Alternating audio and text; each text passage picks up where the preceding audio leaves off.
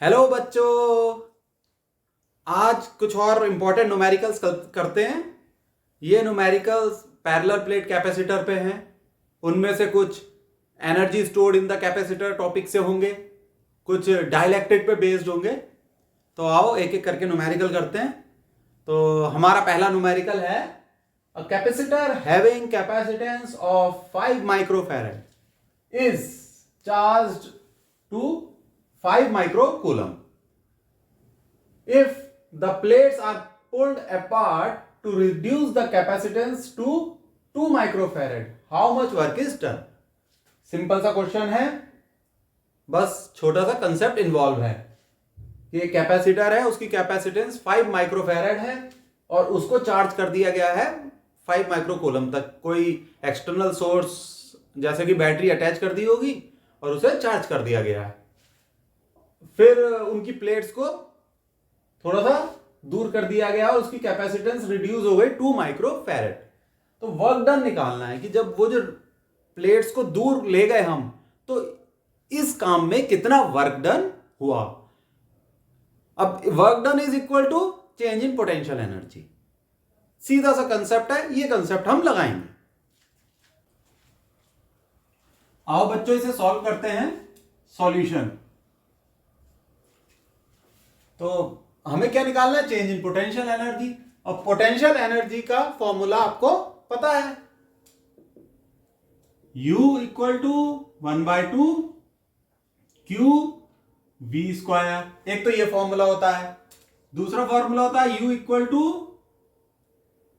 1/2 Q square by C। Q है charge, V potential difference और इधर C क्या है, capacitance. U potential energy. Change in potential energy निकालनी है। अब आप देखो, पहले इनिशियल पोटेंशियल एनर्जी कितनी थी। इनिशियल पोटेंशियल एनर्जी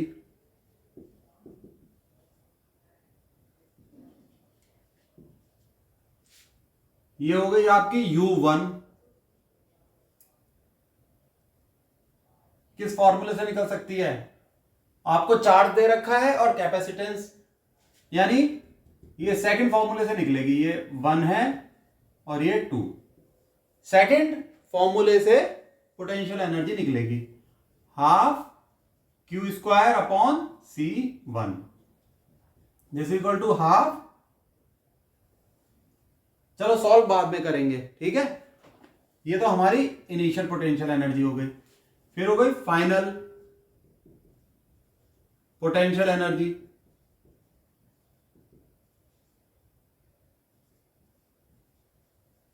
चलो उसे हम मान लेते हैं U2 1/2 Q square upon C2। Charge same रहेगा दोनों केसेस में, क्योंकि चार्ज 5 माइक्रोकूलम का है और इनिशियली भी चार्ज ये रहेगा और फाइनल स्टेज में भी चार्ज 5 माइक्रोकूलम का रहेगा। ठीक, अब आगे बढ़ते हैं। वर्क डन निकालना है। ये होता है change in potential energy.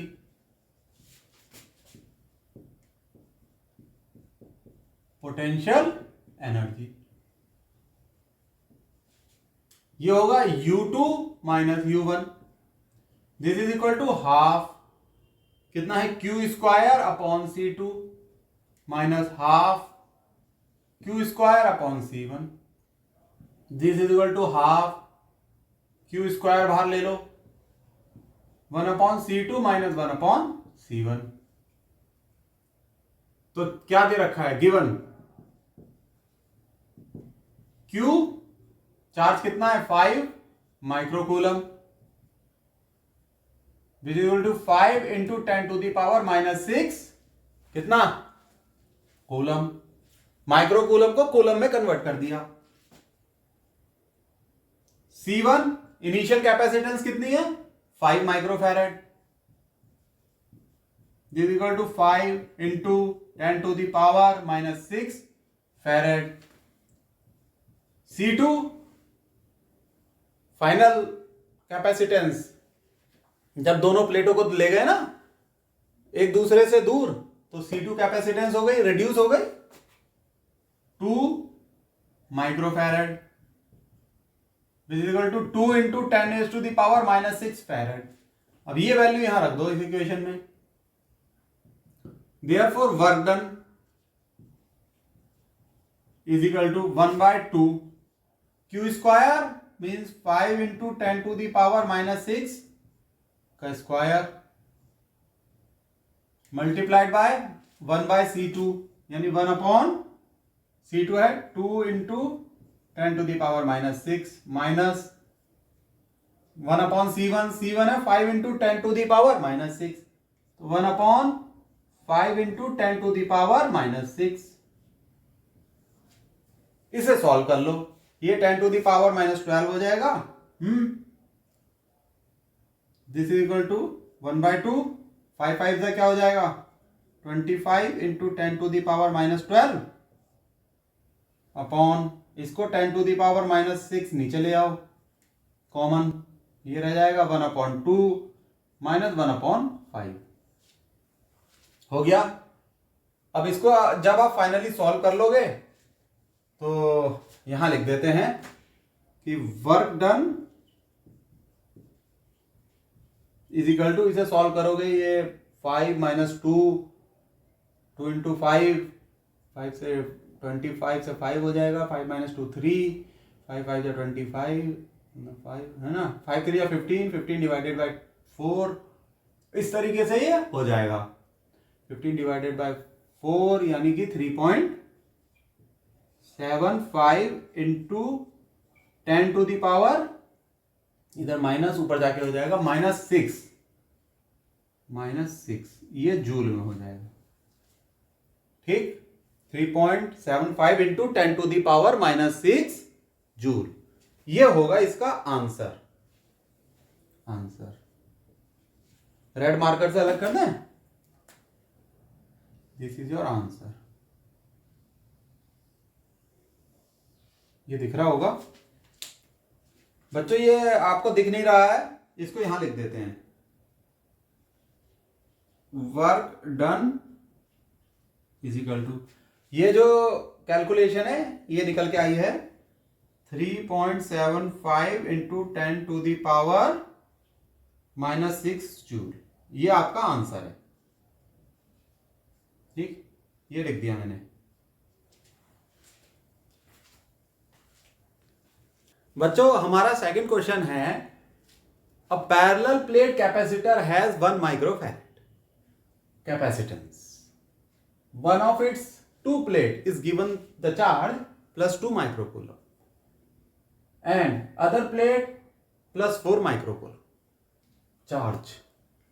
Determine the potential difference developed across the capacitor. तो सिंपल क्वेश्चन है, बस एक छोटा सा कंसेप्ट है जो आपको पता होना चाहिए, और अब बस आपको पता लगने वाला है। उस कंसेप्ट पे काफी सवाल आ जाते हैं, आप कर दोगे आराम से। तो कैपेसिटर की कैपेसिटेंस है 1 माइक्रोफैरड। अब जो दो प्लेट हैं, एक 2 माइक्रोकूलम पे है और दूसरी 4 माइक्रोकूलम पे है, तो दोनों ऐसे केसेस में जब दोनों प्लेटों पे चार्ज अलग अलग होता है, ध्यान से सुनो, दोनों प्लेटों पे जब चार्ज अलग अलग होता है तो स्टेडी स्टेट आती है, तो चार्ज नेट चार्ज हो जाता है Q2 माइनस Q1/2। ठीक, तो हम यही बात लिख लेते हैं, solution net charge Q net is Q2 minus Q1/2। इसमें लिख लो व्हेन स्टेडी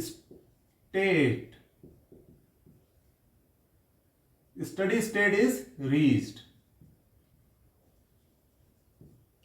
स्टेडी स्टेट आ जाती है, लाइन खींच देते हैं।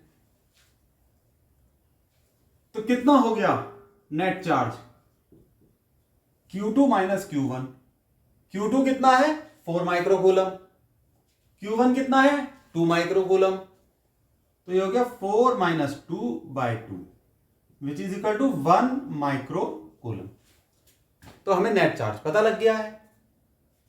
इसके अलावा हमें कुछ और दे रखा है, कैपेसिटेंस दे रखी है, कैपेसिटेंस सी है 1 माइक्रोफैरेड। निकालना क्या है, पोटेंशियल डिफरेंस डेवलप्ड। तो यहां लिख लेते हैं पोटेंशियल डिफरेंस, ये हमें निकालना है V। ठीक, V क्या होता है, Q बाय C, जो नेट चार्ज कैपेसिटर का है डिवाइडेड बाय द कैपेसिटेंस। तो ये जो नेट, इसको ऐसे भी लिख सकते हैं Q net by C। Q net कितना है 1, C क्या है 1, therefore V equal to 1 microcoulomb upon 1 microfarad. So V equal to 1 volt. ये हमारा आंसर है। तो देखो सिंपल सा सवाल है, फॉर्मूला पता ही है V is equal to Q by C, लेकिन हमें सिर्फ ये कंसेप्ट पता होना चाहिए कि जब दोनों प्लेट अलग अलग चार्ज पे होती हैं, एक प्लेट पे चार्ज कम है दूसरी पे ज्यादा है, तो ये फॉर्मूला लगता है जो नेट चार्ज है Q2 माइनस Q1 बाय 2। अब यहां क्या है, दोनों पॉजिटिव चार्ज हैं, मान लो एक निगेटिव होता एक पॉजिटिव होता तो भी यही फॉर्मूला लगता। ये कंसेप्ट आप अपने दिमाग में बिठा लो, इसे ध्यान रखोगे, इस तरीके की प्रॉब्लम सॉल्व हो जाएंगी, कभी भी गलत आंसर नहीं निकलेगा। ठीक है बच्चों। बच्चों हमारा अगला क्वेश्चन है, बहुत अच्छा क्वेश्चन है, बोर्ड के पॉइंट ऑफ व्यू से भी और कॉम्पिटिटिव एग्जाम्स के पॉइंट ऑफ व्यू से भी। क्वेश्चन मैं पहले लिख देता हूं बोर्ड रब करके, जिससे कि थोड़ा सा समय बच जाए। तो क्वेश्चन पढ़ रहा हूं, voltage across parallel plate capacitor is 500 volt. Its dielectric can withstand a maximum electric field of 10 to the power 6 volt per meter. Area of the plate is 10 to the power minus 4 meter square. Meter square. If the capacitance is 15 picofarad, find the value of dielectric constant. तो भाई dielectric constant निकालना है, electric field दे रखा है। ठीक, तो यहां condition क्या बनती है उसे समझ लो। ये दो प्लेट हैं कैपेसिटर की, इन दोनों के बीच की दूरी होती है d। देखो d is the distance between the plates, इनके बीच में इलेक्ट्रिक फील्ड होता है। चलो अभी एरो ऐसे दिखा देते हैं टुवर्ड्स राइट। और क्या दे रखा है आपको, पोटेंशियल दे रखी है, एरिया दे रखा है, ठीक है, वोल्टेज, हाँ वोल्टेज, तो ये ऐसे कनेक्टेड है। ठीक, वोल्टेज दे रखी है इसके अक्रॉस 500 वोल्ट, इलेक्ट्रिक फील्ड की वैल्यू भी दे रखी है, डी नहीं दे रखा, हाँ डी नहीं दे रखा आपको, भाई पकड़ी गई बात। अब इस प्रॉब्लम को सॉल्व कर लेंगे हम, देखो कैसे। चलो यहां से शुरू करते हैं। तो कैपेसिटेंस किस पे डिपेंड करती है, एरिया पे डिपेंड करती है, प्लेट के इस डिस्टेंस डी पे डिपेंड करती है, और ये जो पूछा गया डाइलेक्ट्रिक कांस्टेंट इसकी वैल्यू पे डिपेंड करती है, के पे, एप्सिलॉन नॉट तो एक कांस्टेंट है ही, तो हमें ये फॉर्मूला पता है, C equal to epsilon naught K A upon D. ठीक, इसमें हमें के निकालना है। ठीक, के हो जाएगा आपका C D upon epsilon naught into A. C पता है, एप्सिलॉन नॉट एक कांस्टेंट है, उसकी वैल्यू पता है, न्यूमेरिकल में दे रखी होगी, या फिर क्वेश्चन पेपर के शुरू में ही दे देते हैं एप्सिलॉन नॉट कई बार। एरिया पता है 10⁻⁻⁴ मीटर स्क्वायर। डी नहीं पता साहब, अब डी कैसे निकलेगा, डी यहां रिप्लेस करना पड़ेगा। वोल्टेज दे रखा है, इलेक्ट्रिक फील्ड दे रखा है, तो हमें पता है इलेक्ट्रिक फील्ड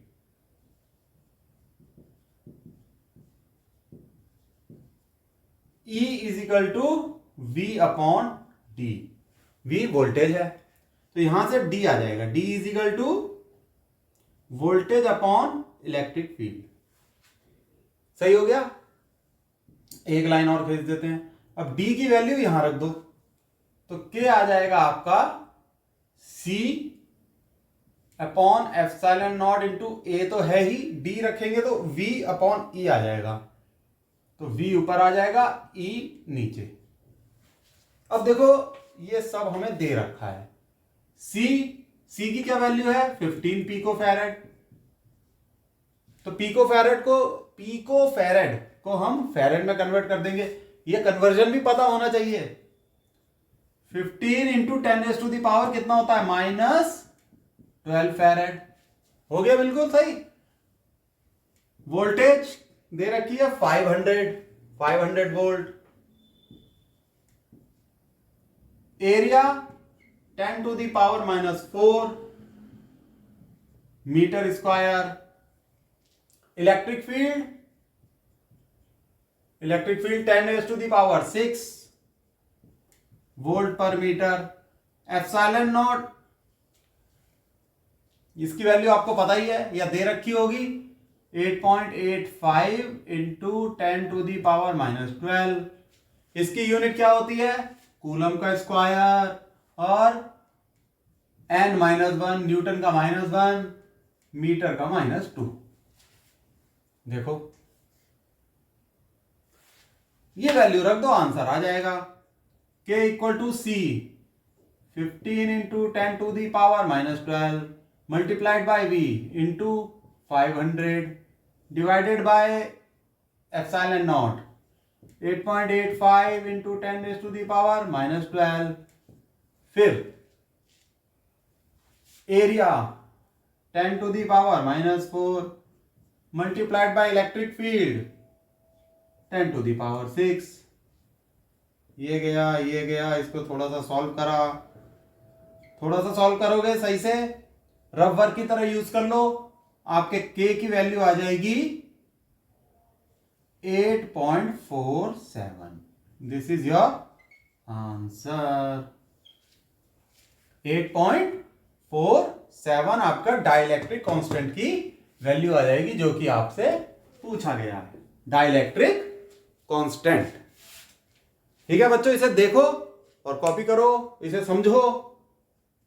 वैसे तो कुछ मुश्किल नहीं है, ये फॉर्मूला आपको पता ही था। बस इसमें डी कैसे निकालना है या डी कैसे रिप्लेस करना है, वो E electric field equal to V by D. थोड़ा सा बस फॉर्मूले इधर उधर करने हैं, आपके पास आंसर आ गया। ठीक बच्चों, कोई परेशानी नहीं, समझ लो। चलो बच्चों, एक न्यूमेरिकल और करते हैं। अभी थके तो नहीं होगे ना। चलो, ये इस लेक्चर का लास्ट न्यूमेरिकल है। Potential difference across a parallel plate capacitor of capacitance 12 picofarad is 10 volt. The charging source is now disconnected and a slab of dielectric constant 6.5 is placed between the plates. रख दी एक slab. Determine work done by the capacitor on the slab. Work done निकालना है। तो दो इसमें situation है और आपको वर्क डन निकालना है, और हमें पता है वर्क डन जब निकालते हैं, वर्क डन क्या होता है डिफरेंस इन एनर्जी। तो हम दोनों सिचुएशन में energy stored in the capacitor निकालेंगे, उन दोनों का डिफरेंस वर्क डन के बराबर होगा। चलो करो, चलो इसे करते हैं हम सॉल्यूशन। तो इनिशियली मींस जब स्लैब नहीं रखी गई है। एनर्जी स्टोर्ड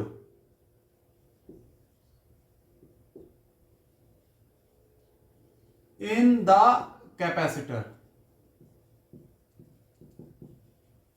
लाइन खींच लो। U is equal to half CV², एक तो ये फॉर्मूला है। This is equal to half Q² by C।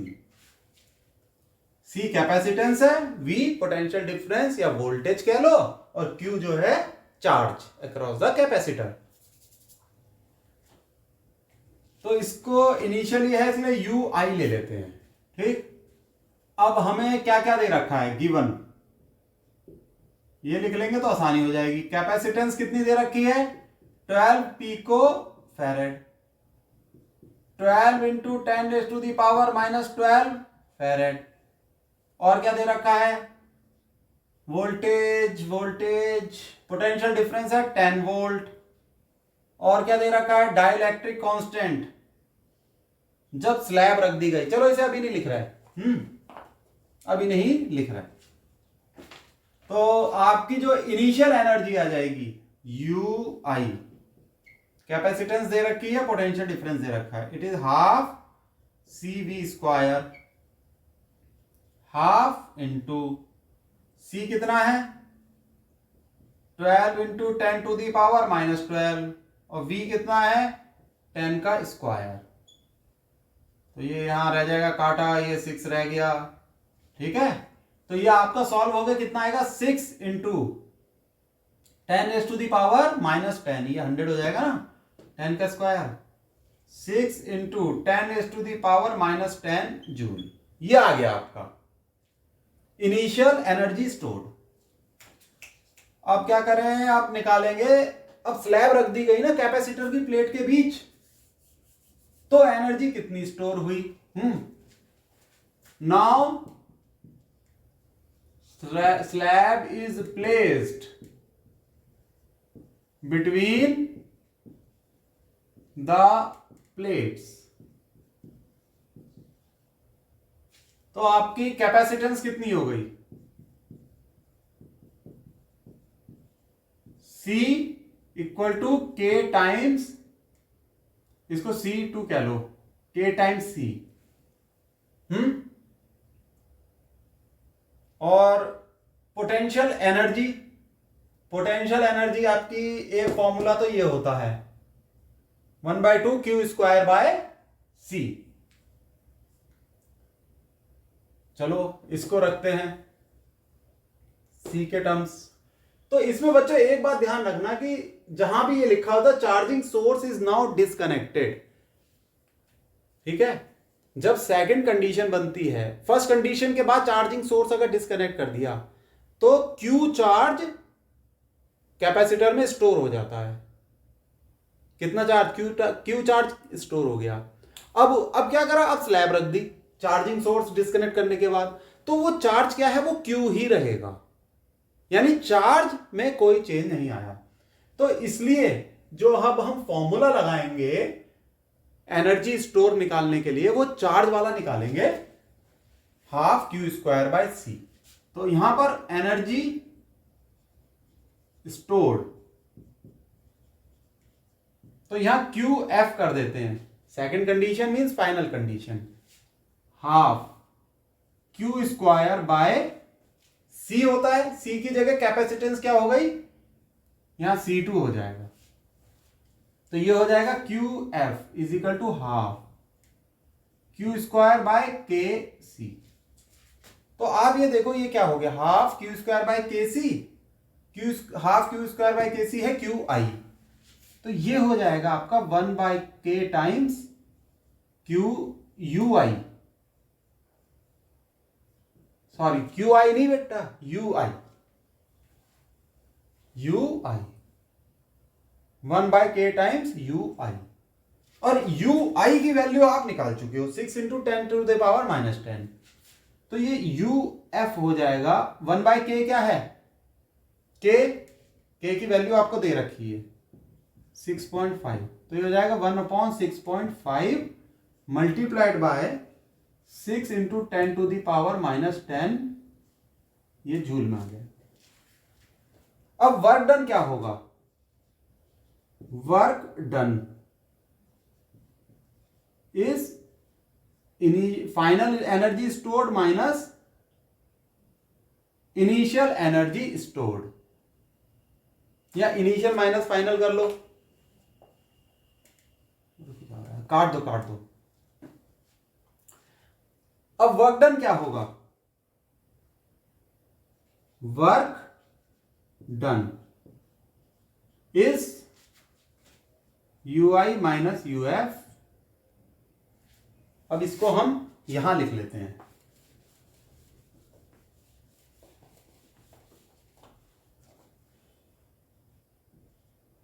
Work done is equal to U I minus U F. ठीक, यू आई कितना है 6 इंटू 10⁻⁻, -10 -1/6.5 इंटू 6 इंटू 10⁻⁻10। ये हो जाएगा 6 इंटू 10⁻⁻10 कॉमन लिया, 1 - 1/6.5, 6.5 - 1 यानी 5.5, तो ये हो जाएगा 5.5 इंटू 6 इंटू 10⁻⁻10 डिवाइडेड बाय 6.5।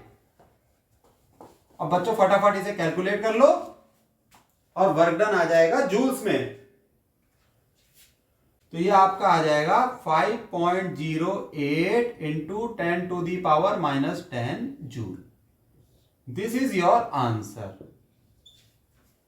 तो बच्चों इस क्वेश्चन में ये खासियत थी कि पहली बात तो ये आपको कंसेप्ट पता होना चाहिए कि जब चार्जिंग सोर्स को डिस्कनेक्ट कर देते हैं तो जो चार्ज स्टोर होता है उसमें कोई परिवर्तन नहीं आता, कोई चेंज नहीं आता। ठीक है, चार्ज सेम रहेगा। तो इसी कंसेप्ट के आधार पे हमने एनर्जी स्टोर निकाली सेकंड केस में। फर्स्ट केस में हम एनर्जी स्टोर आराम से निकाल ली हमने, वो हमें पता था डाटा। बस इस छोटे से कंसेप्ट के आधार पे इस क्वेश्चन को आप कर ले गए। तो अब मैं आपको राय दूंगा कि ये न्यूमेरिकल्स आप बिना सॉल्यूशन देखे फिर से करें, यानी वीडियो को फिर से शुरुआत करें, क्वेश्चन को देखें खुद सॉल्व करें, क्वेश्चन को देखें खुद सॉल्व करें। ठीक है बच्चों, प्रैक्टिस करते रहो। बाय। ठीक है, टेक केयर।